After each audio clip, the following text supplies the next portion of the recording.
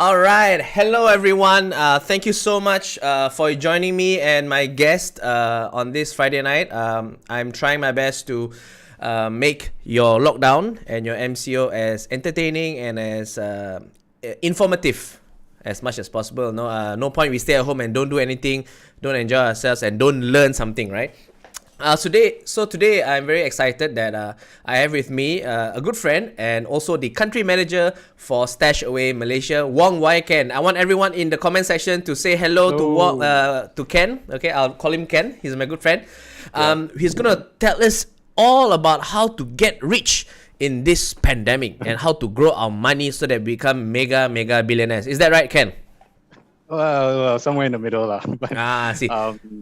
I can imagine the crowd and the applause and Manage expectations lah. Okay. Yeah. I have to be responsible. Yeah. So to all those who are watching us today, I think we've got about 100 people watching right now. Please say something in the comment section. Say hi, wave your hands. In the comedy club scene, we put www. That's like a guy putting his hands up in the air. So please let us know you're alive, okay? And if you have any questions throughout this podcast, please feel free to ask in the comment section, both on YouTube and on Facebook, and we'll get to them, as many of those questions by the end of the session lah. Okay? Now, so Ken, you and I, we are both from, I think, similar backgrounds, my attitude towards money when I was growing up, you see, my background was my parents were not exactly the richest in the neighborhood. Okay, let's just put it that way. And we were always I always tell my friends that looking back, I feel that we were always one financial disaster away from poverty lah. Okay, Ayo, really? But we struggle, we strive, we work hard. But the mindset inculcated by my parents into me was that, okay, work hard, save money, and that's it. Okay, I only discovered the power of investing, compounded returns. Right. Even after when I already started working, earning my own salary. What is it like for you? What was money to you when you were growing up? I think being Chinese, you have a slight advantage. I mean, we are very calculative, business-minded people. Okay. But I feel like my parents, as both professionals, they taught me, saving is good. And my mom actually was a unit trust salesperson, so she took away my ang pao money and then she invested it for me.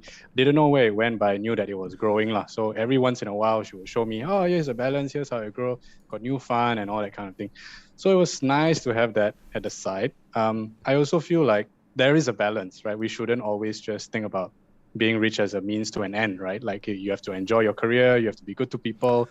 I want to teach my kids these kind of things as well. Be good with money, but also it's not everything, And I feel that there is a pressure for middle class people to feel like they should do better, right? They should improve upon their lifestyles. But don't go too far, right? Money is very important, but it's not the be all and end all. I was also brought up on all those billionaire lists, it's like, oh, this tycoon, that tycoon. So I grew up like, what if I'm not a tycoon? What's going to happen? Right? A lot of pressure to not be a tycoon, I mean, to be a tycoon, So I was like, what if I not become a tycoon? So but always interested in money, and then started my career in money. So at least I know a thing or two. You're not a tycoon yet, but you are the country manager for Stashaway. I think that's a pretty good place to be in right now. You said something very interesting. So correct me if I'm wrong, but money is not everything. yes. As sure? a Chinese person, money is not everything. Sure. Okay.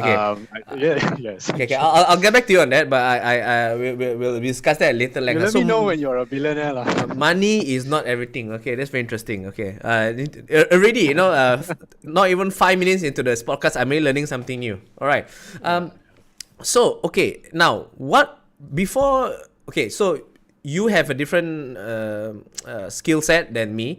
So when I started working, what I did was I just, earn my money, which is not much as a government doctor. Then I just save it in my account, and I didn't really make any big investing moves until I was like 5 years working. Was it the same for you? How did you chart your financial journey when you started working? Right. I've always invested primarily because of my parents, and also dinner conversations, right? My mom would take my money and invest it, and then my dad would work for a publicly listed company, and then he would be given shares and things like that. I just knew that investment was like a ticket to a better life, right? I didn't know the technicalities behind it. Then when I went to uni to study economics and finance, as my parents are very proud, like as a Chinese boy, you go and study finance. Very good, very good. He didn't have dreams to like play music, that kind of thing. Go and learn about money. Good. So I started picking stocks in Australia back then. And then I learned a little bit, made some losses, made some gains. But then I started working for Khazanah and then Afin Huang as an investment banker. So always money was there, right? Like either serving people who had money to grow it or investing for myself. But I should have made friends with you when I was working lah. I should have been friends with you way earlier. It's not too late. You're a young guy. You can still, Yeah. But I think the thing I wanted to say was when the way I chose to invest, because I had a very busy career, like maybe similar to you in your medical days, is I always chose the platform that would run itself, right? Okay. It would jalan itself, because I don't want to sit there, pick stocks or forex, or have to wake up in the middle of the night and trade in options in US or whatever. I would always pick something that easy going, steady, so I can focus on my career, and I made more in my career. Make go to better jobs and things like that. Because you also have to remember, you yourself are an asset. You generate money, you get increment, you get promoted, you get a raise, you get bonus, you get inheritance. You are an asset, right? If so, for you as a stand-up comedian, getting gigs, all that, how hard you work, that also factors in, right? Because it's not just about investing; it's also about how you earn, right? Your personal finance. And the question on everyone's minds now, not just in terms of finance, that how are you coping with the current pandemic? We are like almost a year and a half almost into this pandemic. How has that changed your financial outlook in terms of your strategy? Has it changed the way you looked at money? Because for me, one of the things, luckily for me, one of the things I saw was that I feel very lucky that when I started earning my own money, I immediately started to live below my means. It is, I think, an underrated, skill, because when the pandemic hit, I was lucky enough to say, okay, I don't have to worry about money for now, because I had already saved up a lot. So that was one thing that I realized, oh my God, then that means I should continue living below my means, So this pandemic, has it changed the way you looked at money? Has it changed your overall strategy?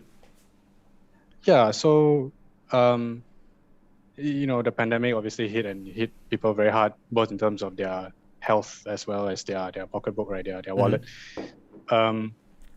So you really realize that all those things that people tell you, the good habits that people tell you, are really there for a reason. They might sound like cliches and all that, but it's really there to keep you in good financial health, right? You go to the doctor, you always say, eat your greens, drink water, don't smoke, don't drink too much, everything in moderation, eat your vitamins, things like that. Call your mother. But then other than that, when finance is concerned, it's not like, oh, pandemic, now we do different things, right? Good thing for you is that you already adjusted before, right? So the first thing we always tell people, you have to have a safety net. Safety net is probably 6 to 12 months of salary stashed away somewhere safe, FD, close to zero risk as possible. Another thing is to make sure you're not overburdened by debt, right? Like if you have, let's say, 5 investment properties, 10 investment properties. I don't know whether you remember the early 2000s where property was like, fire your boss and be a property tycoon. That was all in vogue, right? What year was this? What year was this? Early 2000s, maybe before the Robert Kiyosaki days, I think. Right, yeah. Passive income, passive income, passive income. Like everyone's like, and that was the freedom. Financial freedom, passive income. Those were the two rallying cries of the MLM agent. Yeah. Yes. So don't be overburdened by that. Second thing, and then third thing is to actually have a plan, because going into a pandemic, you shouldn't have your plan be derailed. So let's say you are saving 2,000 every month for your retirement, your eventual retirement. You shouldn't think like, oh, I should use the 2,000 now, right? You're not talking about B40. You're talking about normal people. You use don't use the money now. Continue investing. Yeah. And then if you just stick to these few things, right, through thick and thin, good habits will follow you through. And then the thing people think about finance or investing is that you need like proprietary information. You need all this like hot stock tips and insider trading to buy, insider trading, all this like inside track kind of stuff. actually, if you just have very good habits, you'll be fine, and you'll outperform a lot of the funds out there. All right. So it's discipline and good habits. Yeah. To all the viewers here, so I spoke to Ken about doing a live expert interview about how we can use Stashaway. I'm sure, madam, most of you know that Stashaway is a robo advisory platform in which you can put in your money and it'll help you grow your wealth. As far as that's what I understand. Okay.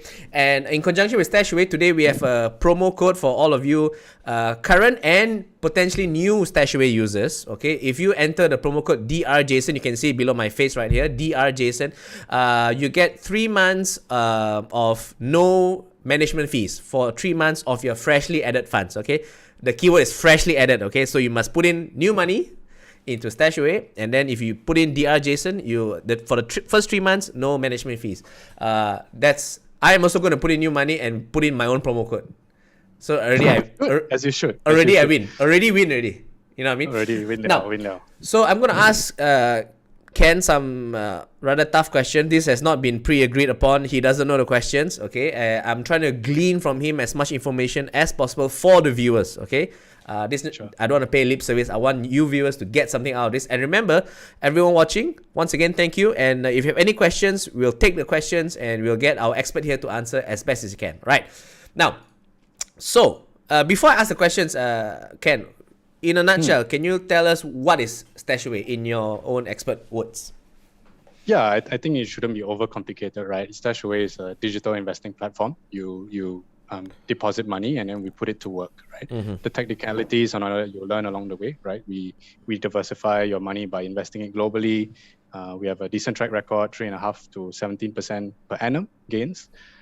So it's really about low cost, convenient investing, and yet intelligent investing as well. Shouldn't think about technology as like being too complicated and I'll use all these buzzwords like AI and machine learning and all this stuff. You must understand, what is technology doing for you? It's like, oh, your technology is making it cheaper. Cool. All right. The technology is making it more convenient. Okay. And then you're still investing it in a safe way as well, and investing it in an intelligent way.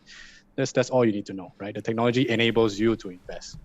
Okay, so you keep saying technology, and of course, technology is like, big data, industry 4.0, using computers to do what human brains cannot really do. So in a way, does this mean that, if my money is overseen by, like what you said, AI and algorithms and stuff, it's free-ish from human error, does this mean that my money confirm will go up, like even more, by a more higher probability than, say, if it was invested by and oversaw by humans? Confirm, right? It's a very good chance. 100% will go up. Well, no, anything that is guaranteed gains, large gains for the foreseeable future seems a bit scammy to me. If you have any kind of opportunities like this, feel free to run it by me. If 9 times out of 10 it's a scam, or there's some sort of legitimate way, but it's structured in a way that is very expensive ultimately. So there's no free lunch. So what technology does for you is that we make more intelligent decisions for you. So how we invest your money is we look at the economy, we take in economic data, and then we decide for you what is the best portfolio for you to use in this economy. Your portfolio in good times like this, recovery times like this, and then like bad times like last year in a recession looks very different.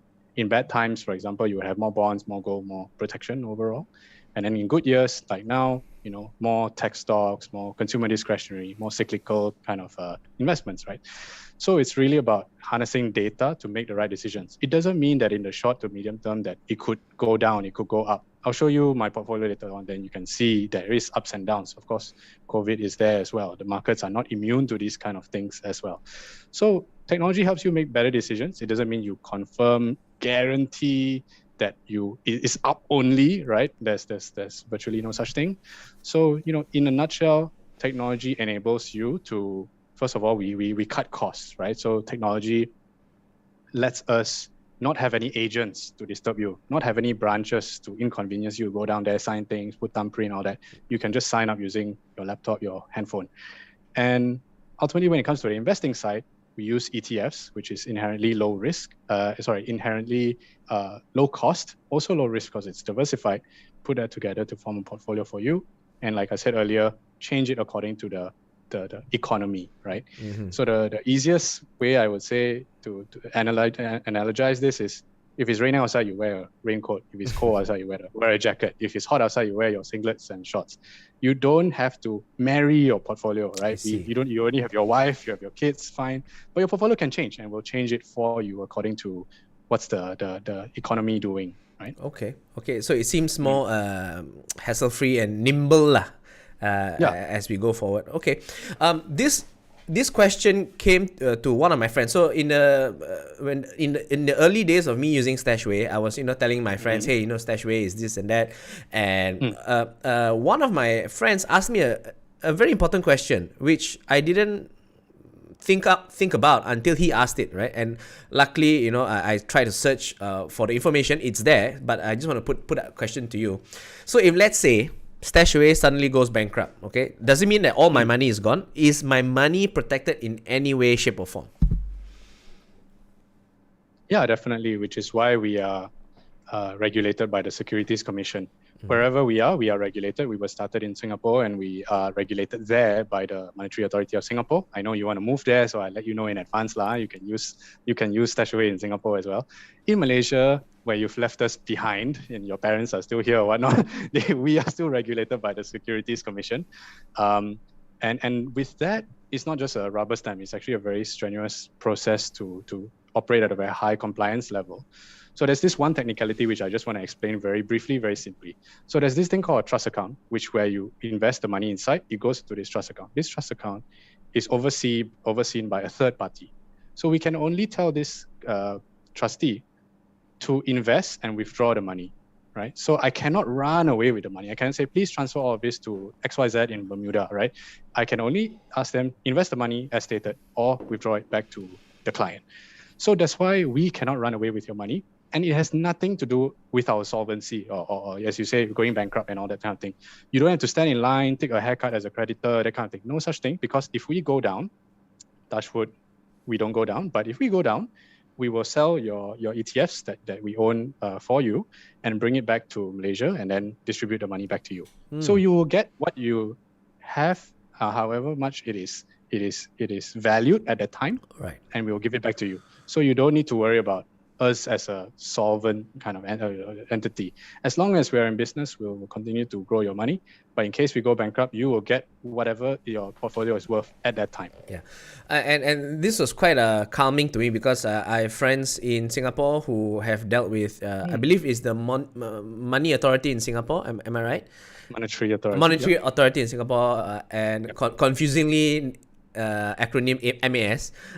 MAS, yes. And also I have friends who have dealt with the Securities Commission in Malaysia, and man, they both say that both bodies are very, very tough and vigorous people to deal with. So I felt quite secure in that.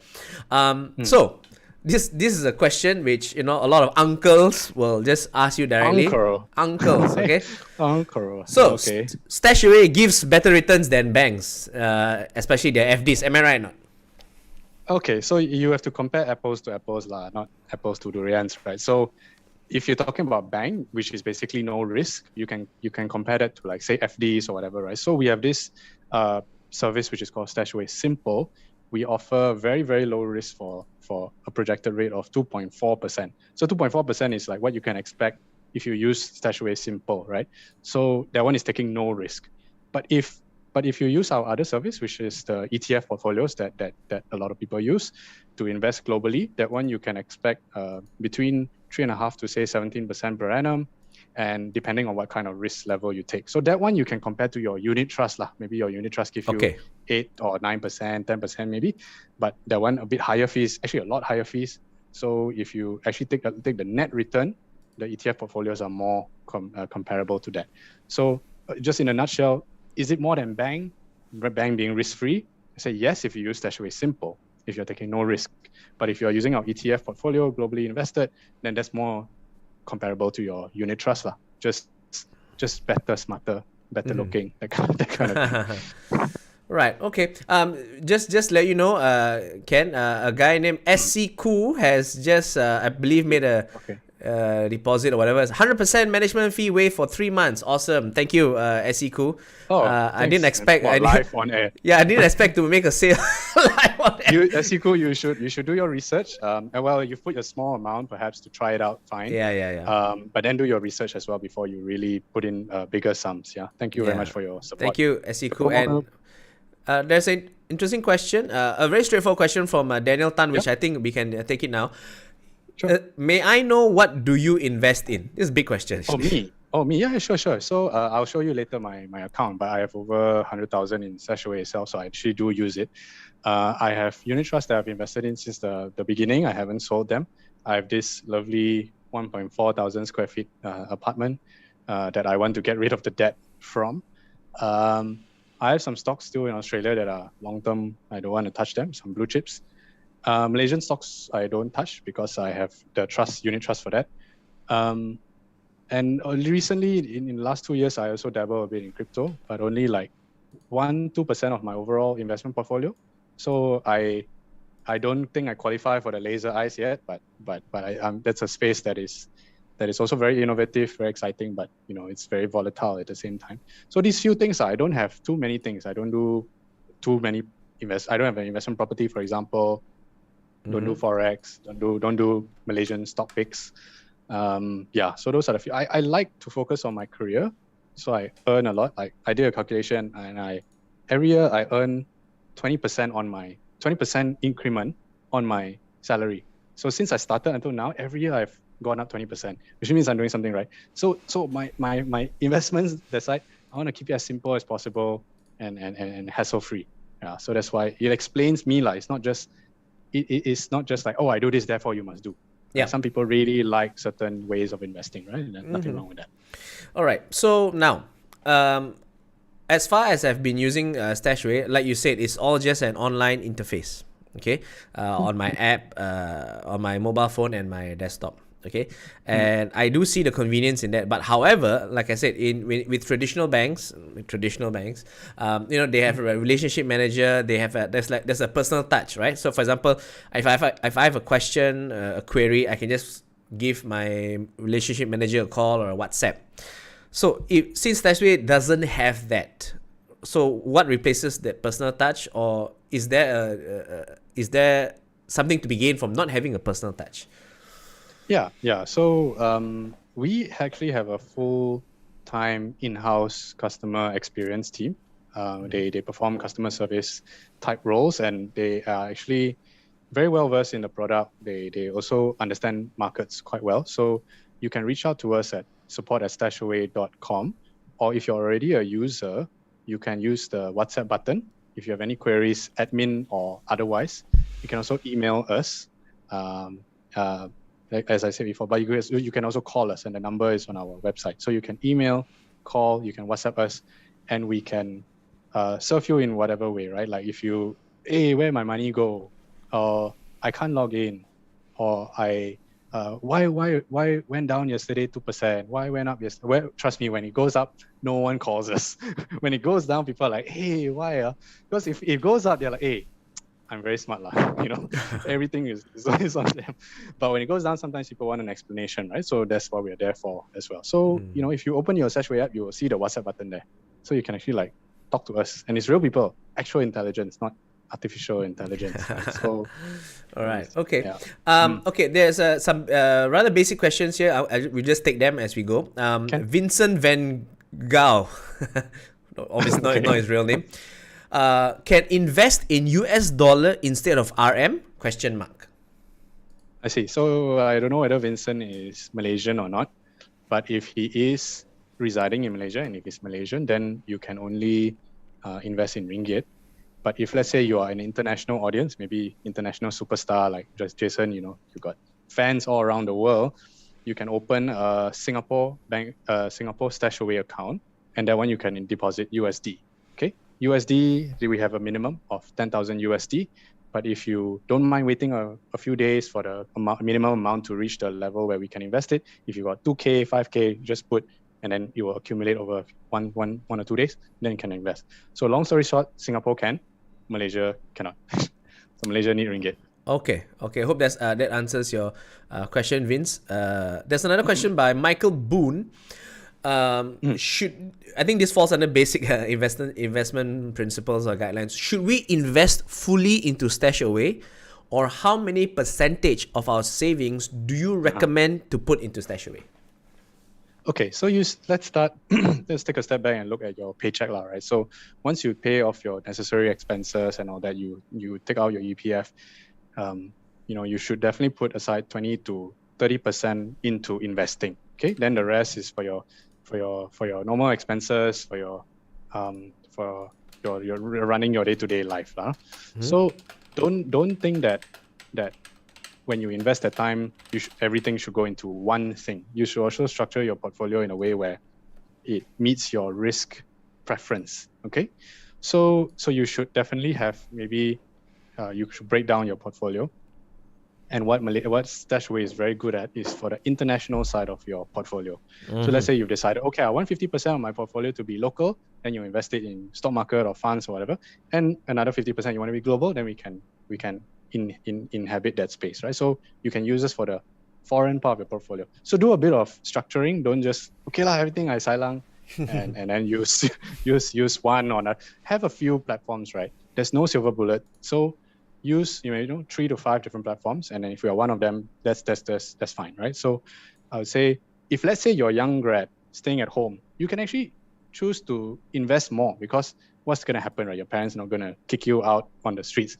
So you can put 40% of your savings into investing, right? Then you can split it up accordingly. I mean, I used to invest 40-50% because when I was staying home, and then I moved out into the real world, adulting. You have to pay for this, pay for that, right? So not much left, right? So maybe like got 20% left, then you put that towards investing, right? So I would say Stashaway is very good for international exposure, right? If you want your Malaysia side to be other things, right? Then you can also figure that out. So not all go into one, yeah. Okay, good. I hope that answers your question, Michael Boone. Thank you so much for the questions. I'm quite pleasantly surprised that we have an ongoing running questions, and I want to take them as soon as possible. This is another basic. I think this is a potential customer. This is a question that new users would ask. What is the minimum amount to start the investment in Stashaway? There's the brilliant thing about technology is that there's no minimum, because if you just download the app and you put $100 in, $50 in, $1,000 in, we'll invest it straight away. with that relatively low amount of money, you can already get international exposure, right? To try it out. I will say, start with the amount that you care about, because it depends on different people. For Jason, it's like maybe $10,000. For someone, is $1,000, right? So just put an amount, just start, then you'll learn from there. But the official answer is that there's no minimum. Okay, no minimum. Thank you, Andy, for answering the question. No minimum to invest. Okay, we're going to move on a little bit here. I'll be honest. So I started, I think, end of 2019 with Stashaway. Okay. Actually, sorry, end of early 2019. So that's almost like 2 years in Stashaway. Pretty happy with the returns. I mean, I can't say how much I have, but I think my returns now stands at 20%. Since the first, total. So because I do some DCA as well, dollar cost averaging for those of you who may not know. So now, with that 20% returns, I also know that in other more volatile markets, like say cryptocurrency, the returns are not in percentages but in X's. 2x, 3x, whatever. So I've asked this question actually at a webinar hosted by Stashaway. So cryptocurrency gives better returns, okay? And does Stashaway invest in cryptocurrency or cryptocurrency related funds? So Stashaway doesn't invest in cryptocurrency. We don't have any exposure there. There are a lot of licensed or offshore entities that you can use to invest in crypto yourself. I think if you're really interested in this space, you'll find a way to invest. I will say it's about risk and return, right? Risk versus return, right? So if it also depends on timing, right? So if you invested in, let's say, Bitcoin for 1 year, then basically it would have gone up more than 2 times your money, more than 200 times your money. But you would have also maybe like 2 heart attacks along the way, which is fine if you can handle it. But honestly, it's not for everyone.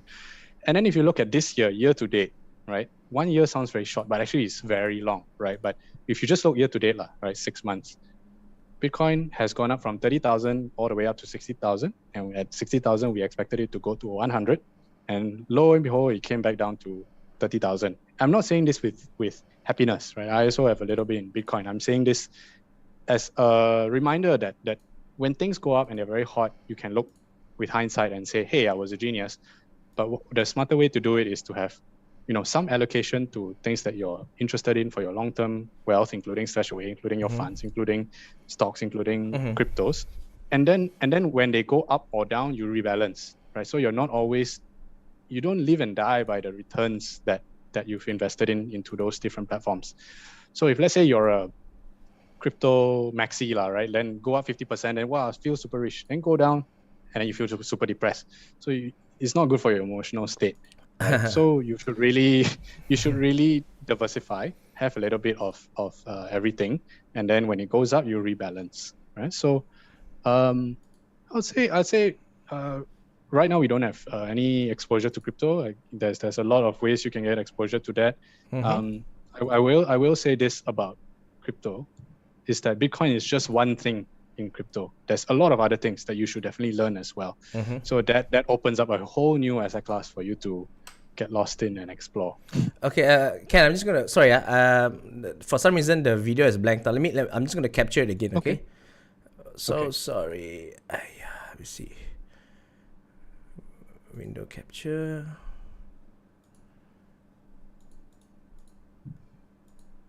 There we go. Window capture. We're back. Okay, nice. Okay. So that's a pretty, how should we say, nice overarching view on cryptocurrencies and how much exposure we should get ourselves into, of course. Now let's there's another interesting question here by Vishnu Ramanathan. By the way, guys, I'm really loving the questions that come. Please keep the questions coming, okay? If we set the risk for a portfolio high, like 14 to 20%, is there a high probability for the risk to drop as much as that, or a low probability? So that's not how it works. So the risk index is really a label of risk. So if you set it high, let's say 20%, which is actually balanced because we have a higher risk portfolio as well, starting at 26% and above. So if you're saying 20, 14, anything in between, that's actually very balanced. But for the purposes of the question, the risk is static. So if you take 20% risk, that is basically we have a 1% chance of the portfolio falling more than 20%, which means that in layman's terms, worst case, you'll fall 20% because we estimate your maximum downside.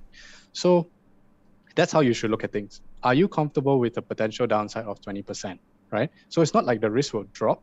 So how it works is that riskier portfolios are more volatile. They have potentially more downside, but they also have potentially higher upside as well. So we saw this in the financial crisis in the coronavirus crisis in March and April last year. The high risk portfolios in Stashaway fell 30%. Sounds like a lot, but markets were tumbling, 35, 40%. So the 36% portfolio fell 30% within the risk range, but then it rebounded very, very strongly as well. And then if you take a 1 year performance of that, it's done almost 40% since then.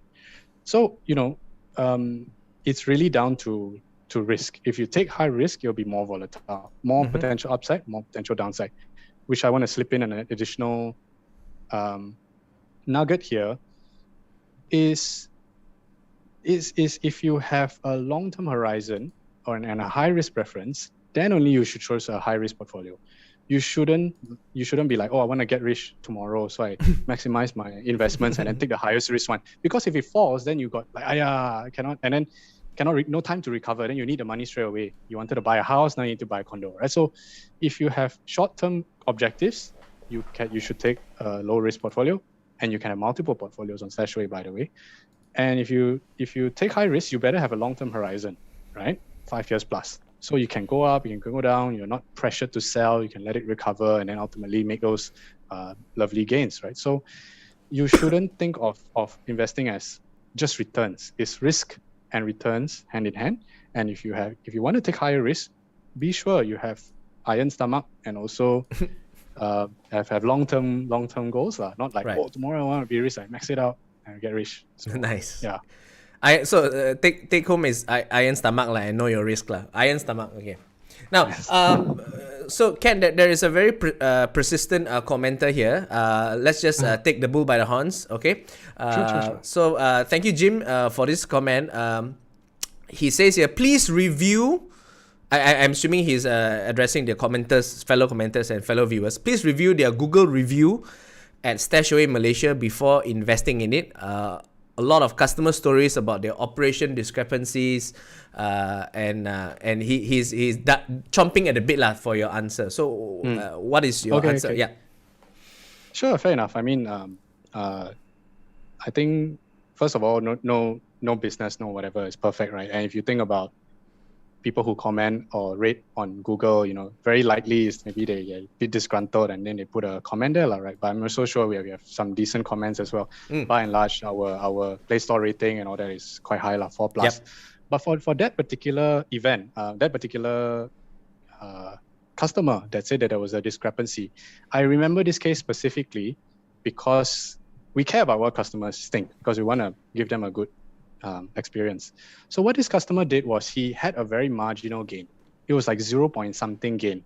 Okay, so by the time he withdrew his money and by the time he came back to Malaysia, it was slightly negative or zero. Let's just say slightly negative. So the reason for that is because when you click sell, we need to sell it. When you tell us to sell, we then need to sell it. And then there's a period of time where we are bringing back the money into ringgit, right, from USD. So then the forex market moves, and then he made some FX losses as well. And then when we return it to him, he's like, hey, I was expecting a small gain, now I get a small loss, right? So the obviously very sour about the whole thing, right? But first thing you have to understand is that Stashaway invests globally. So we buy ETFs that are listed in the US. That means you are taking foreign exchange risk for the good and for the bad, right? When ringgit weaken and suddenly become 4.5 and all that, and then you're on the right side of the trade, make money, very happy. But also it has downside. If let's say ringgit strengthen, right? US weaken, and then you come back and the FX gains shave a bit of the returns, then you will feel like, okay, so that's what risk means. So what happened with this guy is that he had a small gain, brought it back because the FX changed, then he had a small loss. So it's really about knowing what you're investing in. It's not that Stashaway is a scam or the Stashaway has something to hide. It's just that he didn't have a good experience. And I would wager that he didn't invest for very long either. So I would say to everyone, there's no conspiracy, guys. It's really down to, we're trying to provide a good service, but ultimately we want to give you the flexibility to put in money, take out whenever you want, understand what you're investing in, right? We didn't guarantee you a return. Markets move up, markets move down, right? A lot of information on our website. We try and communicate as much as we can. Sometimes people make losses. I'm not gonna. I can show you later my own portfolio. I've had losses, ultimately still up, but there are times where there's losses.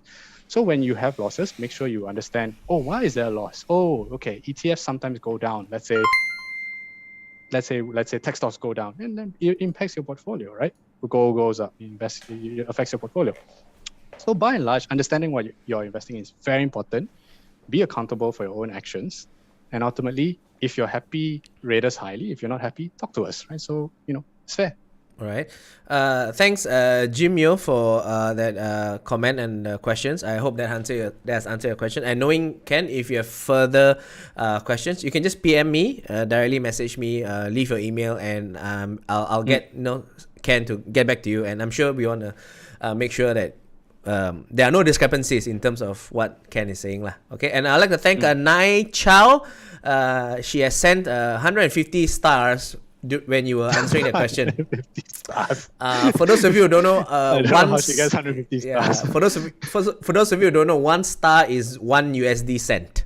1 cent USD. So I I thought she meant Google review. no, there. the Facebook stars. I just made 6 ringgit from you answering the question. Well done, Ken. Okay. Right now we have about 300 people watching concurrently. Thank you so much, that's guys. brilliant. Yeah. Now, your a brilliant follow up to what you've just answered comes from another user or another commenter. Sorry, from Gary Tong. Does your funds get audited? Does Stashaway publish financial performance statements and portfolio balances? Okay, so we form portfolios based on ETFs. And these ETFs are publicly traded and they are issued by the largest ETF issuers in the world, your BlackRocks, your State Street, your Vanguard, Crane Shares, very, very big companies with trillions assets under management. So if you want to look at our underlying ETFs that we use, you can always go online and look for them in terms of the performance. And then we have our portfolios as well, right? So each one has a different set of ETFs, which we buy and invest for you.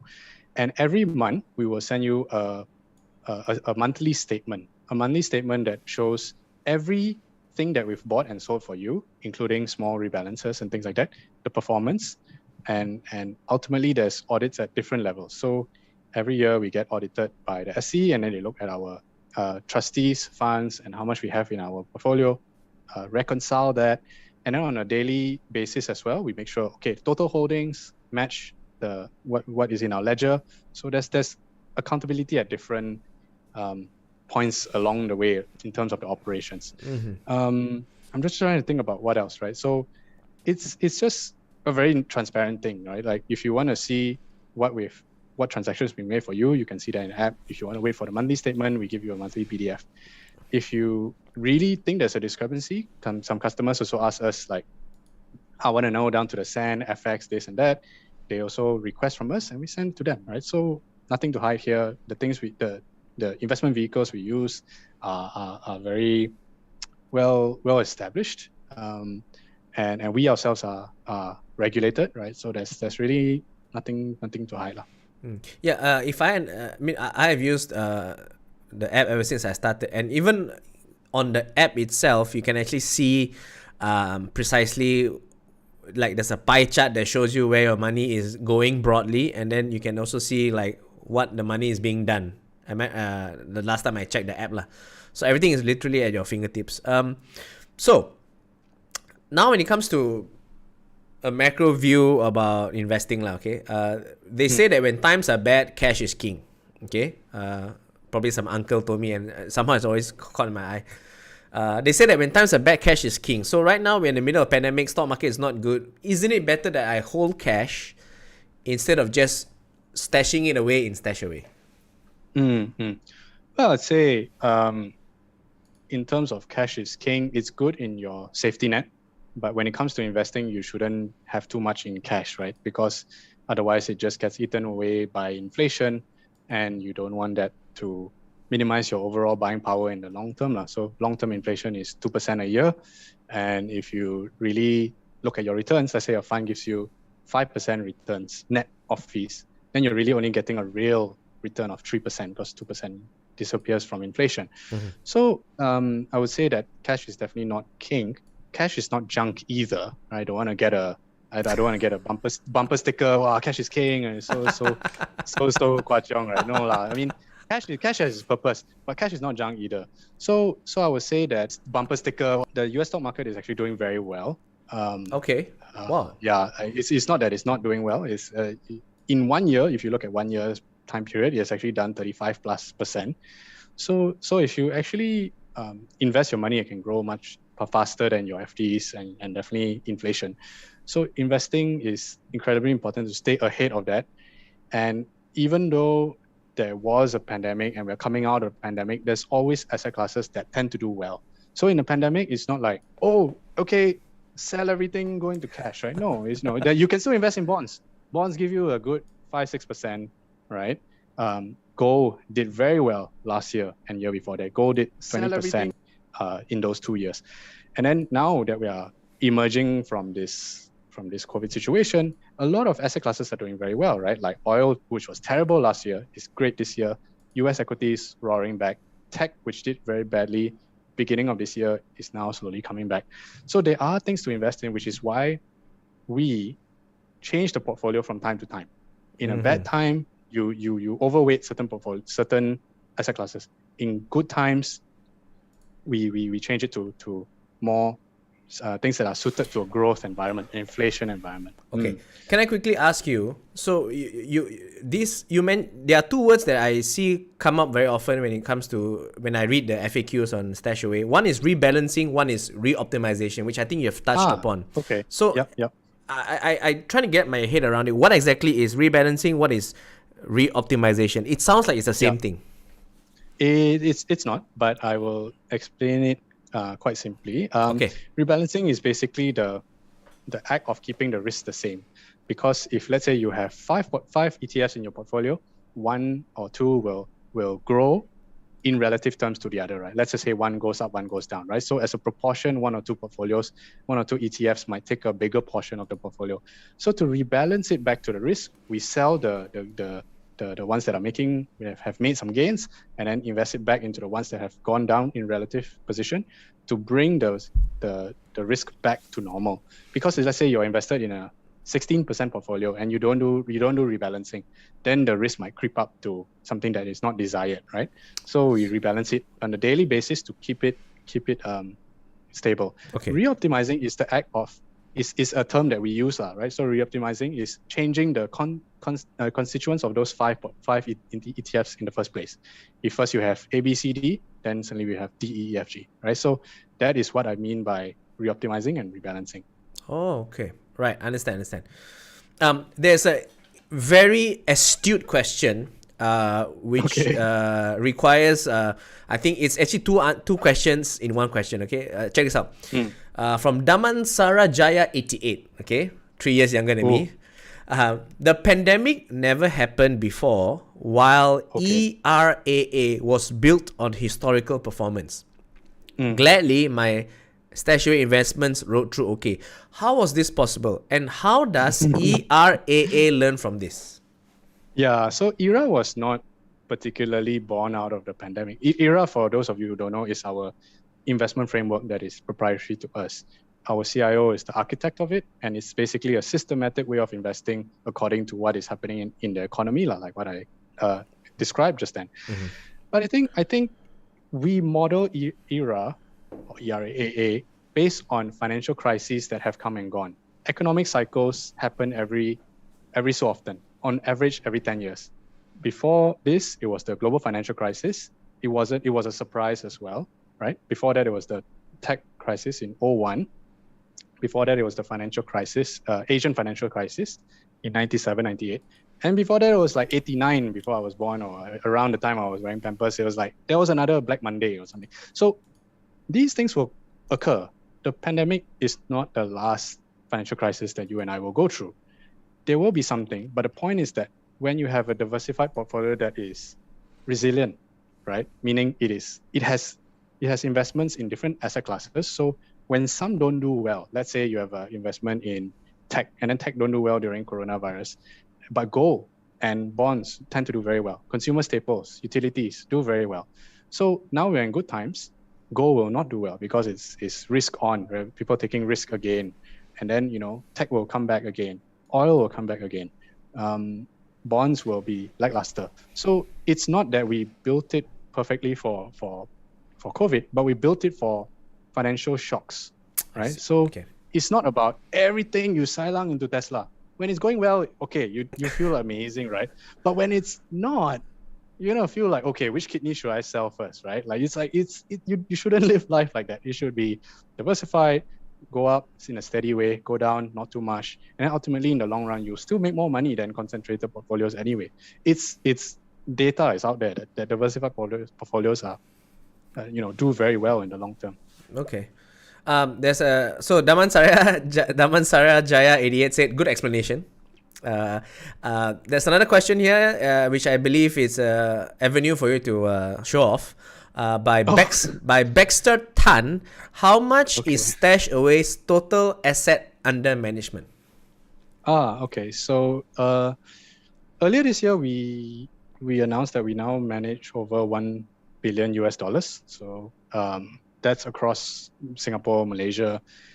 So it's a lot of money, and to think that we are a relatively young company, we are obviously doing very well in both these countries, and I think it's a vote of confidence that how much people trust us, but we are still just getting started, right? We take it very seriously, and we're only going to get bigger. The biggest robo-advisor in the US has over 20 billion US. So we are like 1/20th the way there, right? But what was really cool is that when we reached 1 billion US, we look back at all the robo-advisors and see which one was faster, right? So the big guys, they reached 1 B US in 4 years. We reached 1 B in 3 years.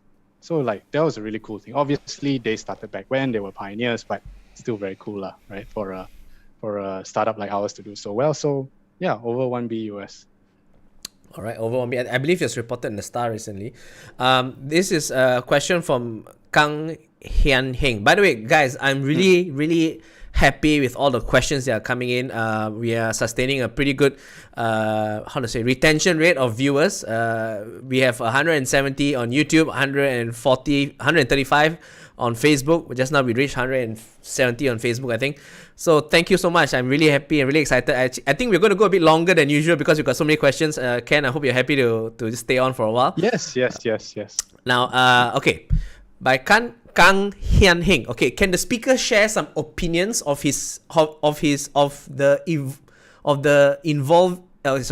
the speaker share some opinions of his involving the similarity and differences between Stashaway management's philosophy and its product with Ray Dalio's Bridgewater Associates? Wow.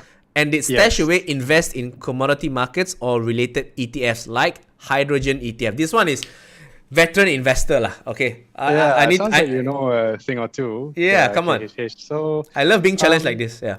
Yeah, and this was all live, so it's fun, right? This way. So Ray Dalio, who is obviously the president and chairman of the world's largest hedge fund, Bridgewater, and he's done very well. He has this framework called an all-weather strategy. So that's where we take some of our inspiration for ERA as well from. All-weather strategy basically means that in the situation when you are uncertain of where you are in the economy, it's not so clear-cut whether you're in good times or bad times. You basically over-diversify and go into an all-weather strategy. So you, in layman's terms, you kind of bet on a few horses. You don't just pick one horse, right? So you don't know which horse will win the race. So you diversify even more to play it safe. So that's essentially what we did as well during the Corona crisis as well. Because sometimes when economic data is out there, sometimes it's like borderline, like maybe in a medical case, right? Like pre-diabetic, not diabetic, but not to say good also. Doesn't mean you put this guy with insulin or whatever, right? Like you do. So the all-weather strategy is the in-between. So you over-diversify. You say you cut back on sugar, but I don't give you insulin. Okay. And maybe you take a few pills. So for us, we diversify even further, right? So we don't put all our bets on, okay, we are definitely in a recovery, or okay, we are in a recession. So we diversify when it comes to an all-weather strategy, and we've done that before.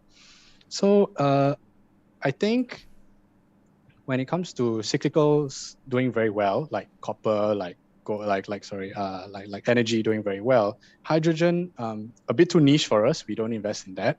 But I think in our next reoptimization, where we change the asset allocation, we will certainly look at more commodity-based ETFs. So think about ETFs that have exposure to a lot of mining and minerals, and also energy. So that is something that we're seriously looking at. If you're a current customer, you can look out for that soon. I think essentially we don't try and predict things. We try and act when we get the right economic data. Because what active fund managers try and do, if they're trying to stop it, they position themselves in a way where if they are right, then they do make a lot of money. But if they are wrong, then they don't make a lot of money. So we don't try and crystal ball anything. We look at economic data, and if economic data shows, okay, yes, inflation is high, growth is okay, then we'll go into these commodities. And I think we are at that at that point already very soon. So yeah, I think I practically answered that question broadly. So I think Okay. yeah. Okay. Just typing out a note to all the YouTube viewers. This is another interesting question from. By the way, thanks Kang for that really deep dive question. There's a lot to unpack there. Thank you very much. Again from Damansaraya Jaya 88, which is I think a pretty good question. If I start for my son or daughter, how to kuasa the account to them when they are old enough? Oh, okay. So, and this is something I've done as well. So you can have many portfolios, but it will be ultimately in your name, lah, right? So you can have different portfolios. So when you invest that time, you can have yours, and then you can have your son's. So you can invest accordingly, and then what you can do later on, we are actually introducing this feature later on, is you can have a joint beneficiary, okay? So that if you want to have your wife, your kids, when they are of age, to also have claim over your Stashaway funds, you can definitely register them, and then we will include them as a beneficiary. So you kuasa it over to them, so to speak. Right. But yeah, I think that's a father of the year move right there. Yeah, man. So well done. Yeah, man. I actually never thought of that. No, I mean, like when I watch movies and you hear about his father set up a mutual trust fund for him, so that when he becomes of age, he'll get all that inheritance, whatever. There's no such thing in Malaysia, is there? Like that kind of mechanism? Because that is if you're extremely wealthy. So what you just described is basically a trust, right? So a trust is meant not unit trust, but a trust. Yes. Trust. Mm-hmm. A trust is meant to do what to benefit the beneficiaries in the way of the instructions that's detailed to the trust. So if you write, but usually, with the admin fees and all that, you should have at least maybe 10-15 million to start. Otherwise, honestly, not worth your money. You have 1 million, 3 million, not enough, trust me. So you need to have high net worth, right? 10 million, or give them some instructions. When my daughter is of age, she will be given 2,000 every month, and then in the meantime, it will be invested in X, Y, and Z. So you can give detailed or broad instructions to the trust. Right. Okay. I didn't know that. Okay. A question from Anthony Lee. I believe this guy is reading through your website, all the FAQs, and then trying to make a decision here. What's the relationship between Stashaway and Pacific Trustees Sendirian Berhad? So Pacific Trustees is our trustees, and they are a third party, which is also regulated by the SC. So we give them instructions to invest the money, and then they will actually send the money to our brokers to invest. So this is why it ties back to the earlier question of, can Stashaway run away with my money, or can Stashaway lose my money if it goes bankrupt? This is the reason why the trust account, which is administered by Pacific Trustees, it is not going to happen, because they have oversight of the pile of money. So they are third party, is like an auditor, like that, also SC regulated. So they have oversight of the money, and we as fund managers cannot run away with it, and we are working with them, and we use them as trustees. Okay, right. So this was the trustee you mentioned earlier, much earlier in the live. Yeah, I see. Okay. Let me see. By Yu Kiet Chong. By the way, I think I'm loving this, because all these questions, sometimes when we do live streams, there are a lot of bullshit questions, but these people know their stuff, and I'm learning so much just looking at the questions and hearing you, okay, by you. If you guys want, you can pressure Jason to ask me to come back on. Then I can come back on. Correct. Questions. That's right. Give reviews, then I'll come back on. By the way, if you guys want Ken to come back on, please let me know in the comment section, or if you want some other people from Stashaway, or we can have all of them together, like a four-way conversation, and then we can ask questions. Now, by the way, I've been told this about my fan base, but it seems like all my fan base all money-minded. Good lah. Very clever. Very money-minded. But when it comes to my shows, hey, got free ticket. Can I don't bring like my that, baby? guys. If you- Thanks, guys. Baby don't lah. Baby stay at home lah. Right. But Okay. if you want to support your friend, you pay for the ticket. You pay full price. Exactly. Thank you. Now, by you, Ket Chong, Stashaway's investors are exposed to USD forex risk.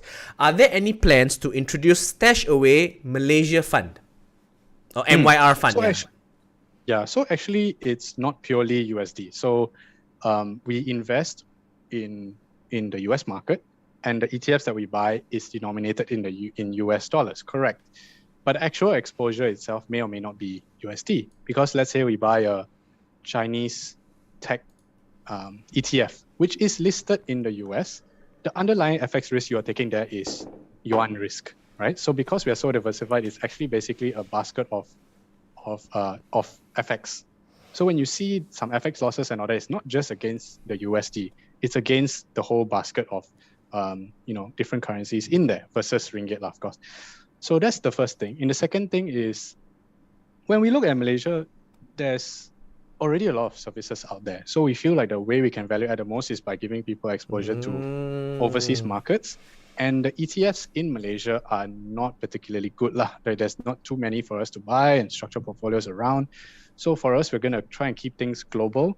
For you as a Malaysian, there are other platforms out there that you can get your Malaysian exposure. But I would say, no plans so far. Sorry to disappoint. But Stashaway will continue to do very good at the global side of investing. I see. All right. Thanks, you, Ket Chong. I think that's one of the, correct me if I'm wrong, but one of the, for me as a layperson, one of the USPs which got me interested was like, Stashaway gives you exposure to international markets, and you just tap on your phone and then you're exposed. Whereas like the other way was to open an account and then quite a bit of a hassle, to send your money overseas. Yeah, exactly. You don't know when it will arrive. Two commenters have asked this question, and I'm gonna bundle it up together. Okay, so Baxter Tan asked, why should one invest through Stashaway when they can invest in ETFs directly without going through Stashaway, thus paying less fee? And SW Ma says, why pay 2 layers of fees for Stashaway to invest in ETF rather than just buy the ETF directly and just pay 1 layer of fees? So same questions. Why go through you when I can get the ETFs directly? That's perfectly legitimate. So I would say the first thing is, if you want to go yourself, there's some minimum investment that you need, right? Because it's firstly in USD, then there's a minimum lot size. So once you buy the ETFs for yourself, there's the amount that you need to get started is probably higher. And then you need to go through the hassle of going through a foreign broker and picking your own ETFs, which there's a lot to choose from. Even if you copy whatever we have available there and you just follow the portfolio, there's still the hassle of like rebalancing. Ultimately, the value add here is the re-optimizing. From time to time, we'll change the portfolio for you. And it's really down to how much work do you want to do? How much hassle do you want to go through to really set things up and optimize your funds? So I'll say like our fees is already very low, right? 0.8%. And it's the difference between getting a maid to come and clean your house or cleaning yourself. Of course, you can clean yourself. I don't clean myself because I'm lazy fuck, right? So I asked the maid, hey, please, I'm very lazy, please. So if you're very, very lazy, or if you rather actively trade other things, let's say you let us handle the ETF stuff, then I want to pick tech stocks, I want to pick cryptos, then you can dabble in that, right? So it's really a matter of control versus how much you want to have control of your own thing, how much hassle you want to go through. And ultimately, that's why you pay for the service. We don't just have a static ETF and it's like, you bother, right? Like you really have something that we change from time to time, there's thinking behind it, we share with you our thoughts. So it's all a service, convenience and the investment side. Okay, hope that answers your question, SW and Baxter. Now, what we're going to do is, ladies and gentlemen, I'm going to take one more question, and then I believe Ken has something to show on his desktop. He'll show his screen to everybody. I think we want to know how much money Ken has. So this is a small insight. And also, after that presentation, because we are getting so many questions, please keep the questions coming. After that presentation. We were supposed to end, but because we have so many questions, so many people watching, we're going to continue answering the questions as long as Ken's wife doesn't call him to bed lah. Okay. One question before Ken goes to his shows his screen. This is the money question actually. How is Stashaway different from other fintech investments in Malaysia? And another similar question is, let me see. What is Stashaway's funds performance in comparison to other funds? So money question. Yeah, let's go. So no other fintech and no other robo-advisor has the powerful Jason Leong on their side lah. I think that's the first and foremost way to differentiate it. So no pressure, right? But first there's that. In all seriousness, I would say we are definitely the better robo-advisor, mainly because of our asset selection. If you take away all the superficial stuff like how the app looks and all the customer experience, all that, what you're actually investing in is the investment product itself, right? So I would say our performance is better than the rest. The others expose you to local and also some overseas ETFs, but we've put the performance up against each other. We definitely outperform them. So I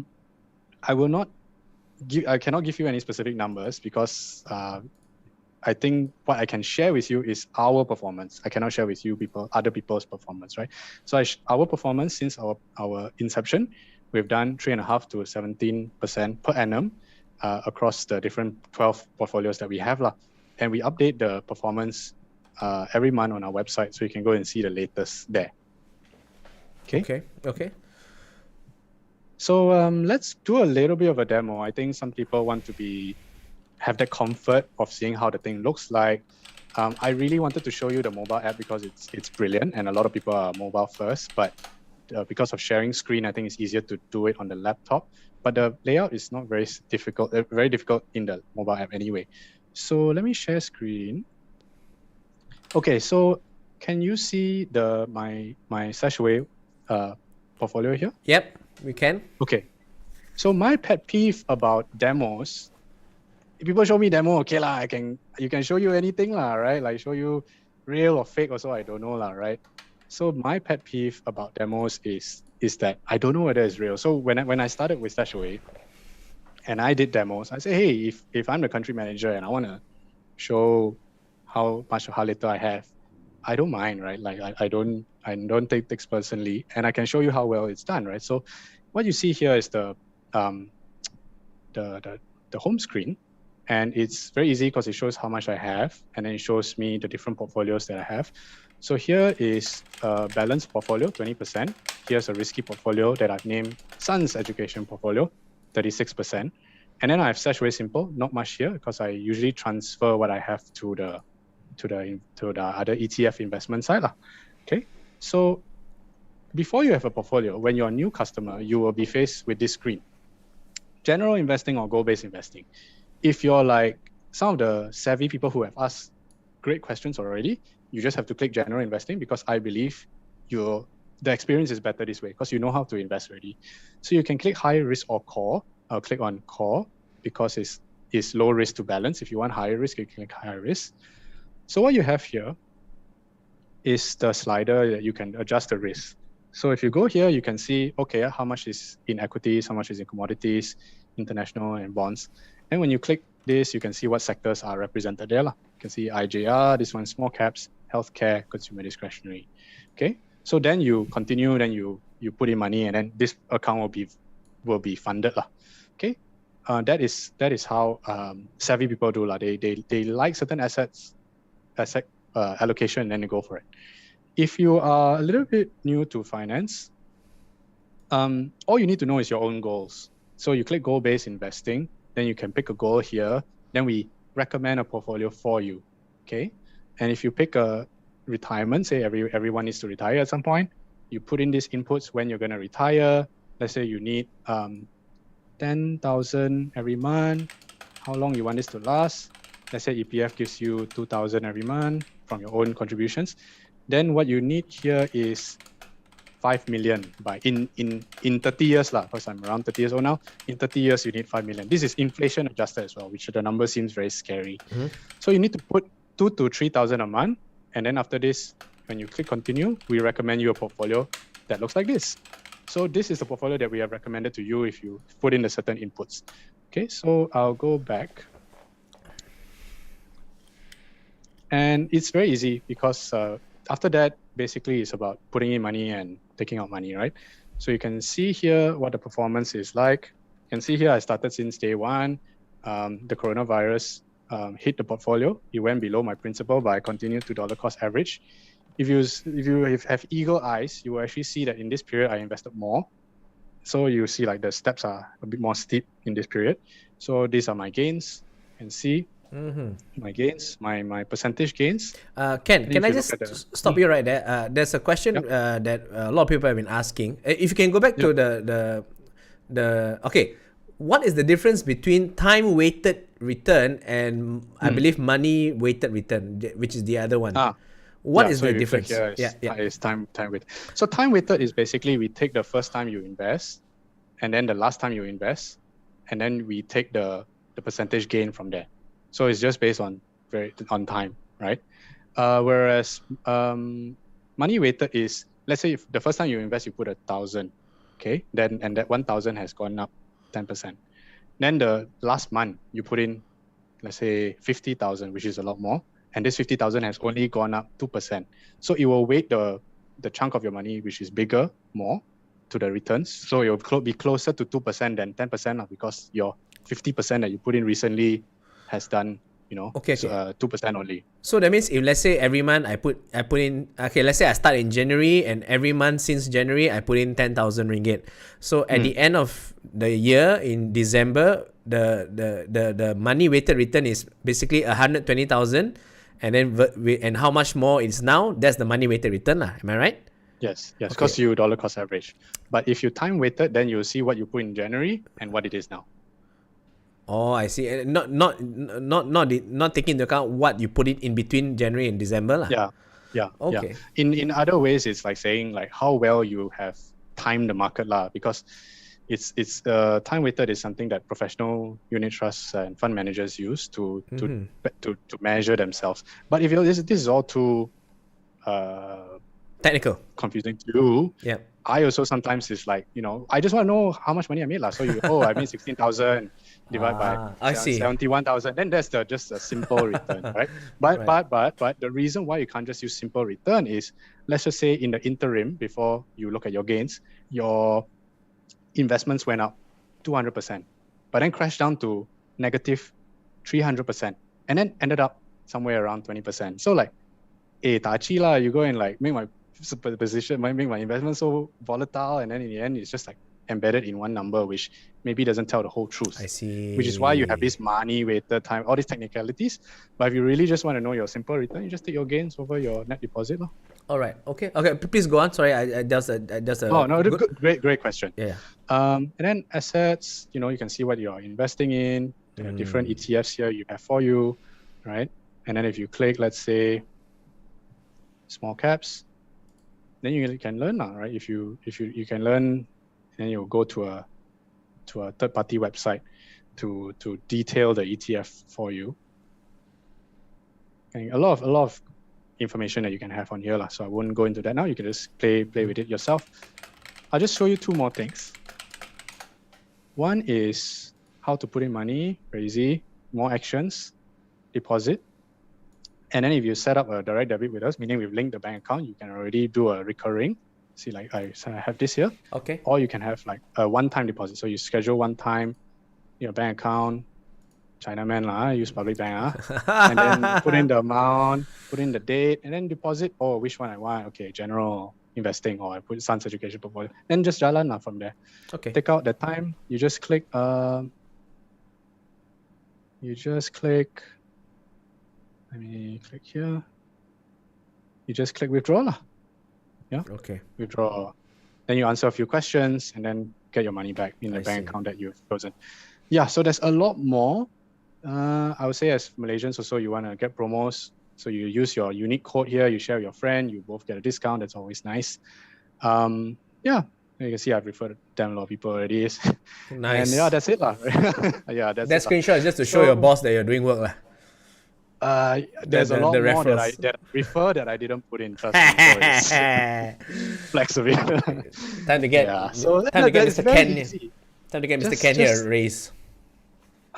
They've been treating me pretty well so far. Nice. So inshallah, it will may it continue. Okay. Now, so just to remind everybody, please, if you're interested, do use the promo code DRJason. And if you key in the promo code, you get 3 months of your freshly added funds management fee waived off. Okay. Now, a lot more questions coming in on YouTube and Facebook. Okay.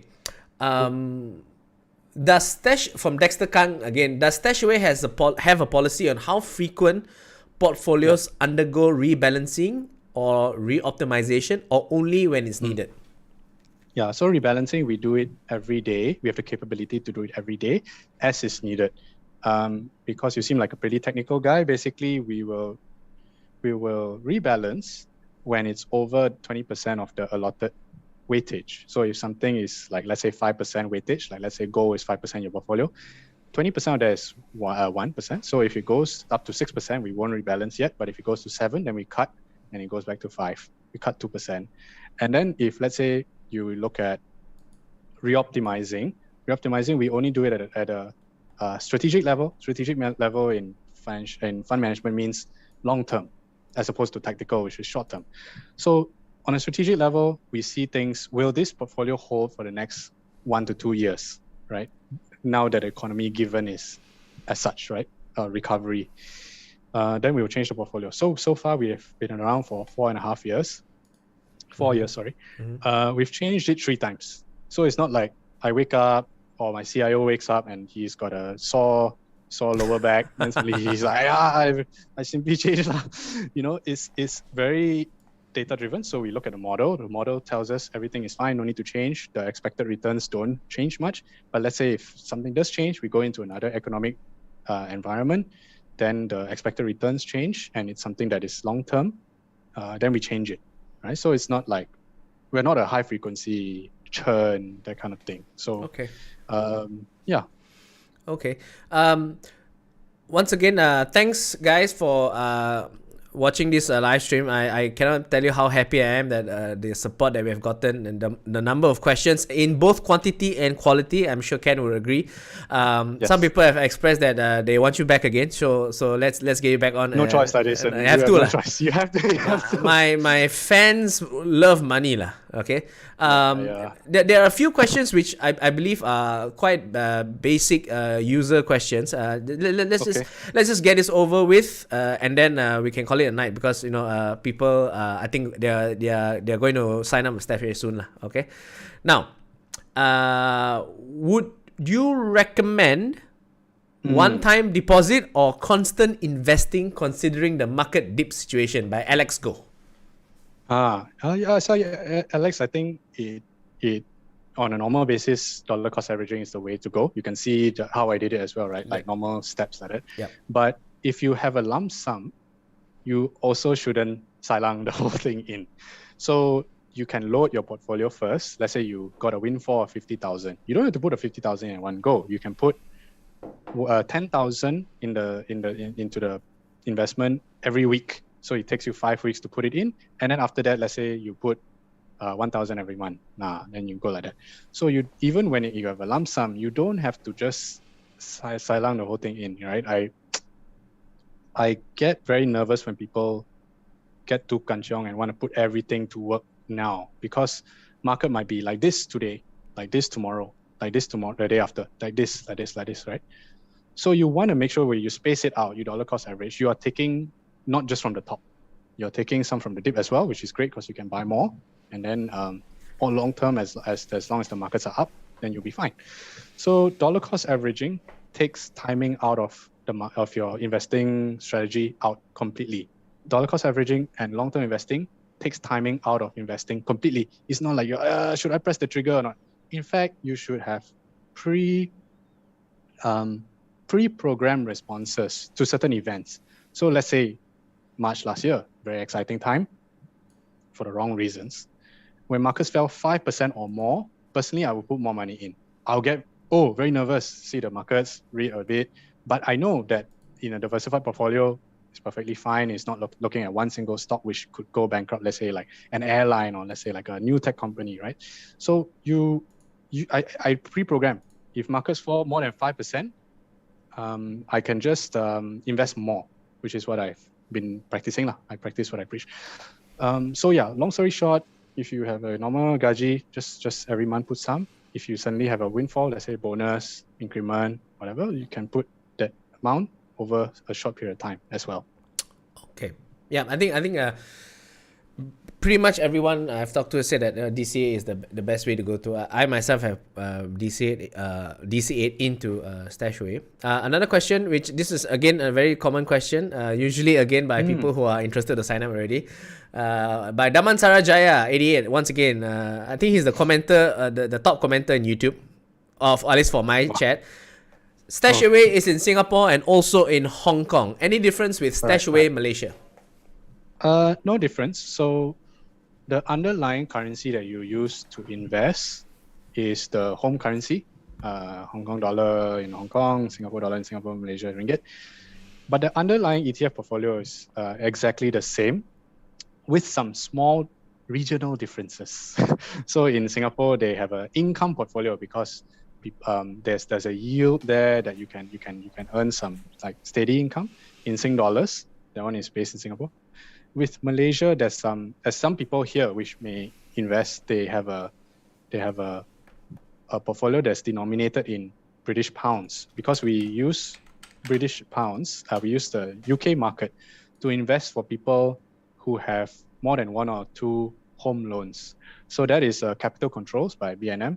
If you are considered to have a high amount of borrowings, we have to invest your money in a certain way.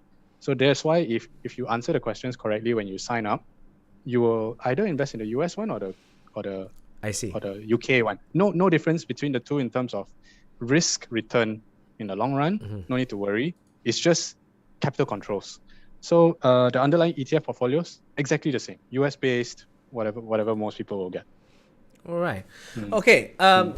Look, Ken, I mean, people want you back, so let's get you back as soon as possible. Once again, I'd like to thank everyone who watched, who commented, who asked questions. The questions are great. There are one or two questions which we couldn't take because, is way beyond my scope. I don't even know it's a financial question. So I encourage, people from your minions, Ken, to just comb through the comments and just get them and answer them if they can. I won't be shy to tell everyone watching that this session was only planned for an hour, but we have gone past it, 27 minutes. Thank you everyone for coming here and spending your Friday night with me. It means a lot. I hope to do this again with Ken and whoever else from Stashaway who wants to come in and take the questions from what I know now to be very financially astute fans of mine. Thank you very much. So we'll end it here. Before we leave, Ken, any last take-home messages for people out there, fan-sitters who may want to get into Stashaway, afraid to dip their toes in? What is your last key message? Sure. First of all, you all should thank Dr. Jason because he wanted to have me on the show, and also he wanted his own special promo code. So do use Dr. Jason if you're an existing user or you're a new user. For those of you who are fan sitting, try small amount, right? You ask your friend to hold you by the socks, shake you a bit, $50 will fall down from your pants. Take that, invest Stashaway, and then see whether you like it or not. If it's not for you, you can take out your money. But if you like it, feel free to use us for the medium long term. All I will say is that if you're not invested, you are not an investor, and if you're not an investor, trust me, you won't learn. So put your money where your mouth is. Take some action, right?